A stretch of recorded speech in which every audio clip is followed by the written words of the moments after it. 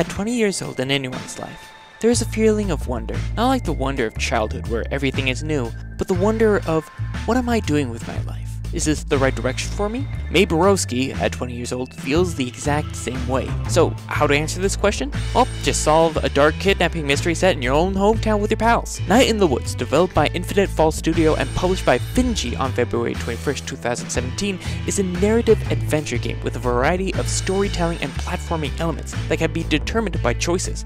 The characters are rich and vibrant and will have you playing it again and again to revisit the mysteries and tales of Mae's event-filled fall. The story features the choices you make as Mae, a sophomore college dropout making her return to her old small town of Possum Springs. As such, she reunites with her friends as they play songs in a band, reunite over pizza, and go to parties in the woods and so on. After spending weeks in her hometown, Mae witnesses a kidnapping and pursues the captor before her aunt brings her home. Believing that there is more to this small town than meets the eye, it's up to her, Bea, Angus, and Greg to work together to figure out what the heck is going on in their town while balancing family life on the side.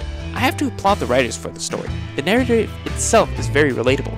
Its themes focus on depression, mental illness, middle and low class living, and the death of small town America, as it is clearly seen in the small town of Possum Springs and its inhabitants. The gameplay itself is a continual loop of meeting people and interacting with the environment as you progress through the storyline. Sometimes you will have specific goals to accomplish, and in other times you're just walking around until something happens. There are many games that gives respite to the major storyline, and it helps build relationships with your old childhood friends as it continues their individual storylines. It can be boring, but it takes a lot of motivation to find all the little things in Possum Springs. The visuals of Night in the Woods are clean and smooth.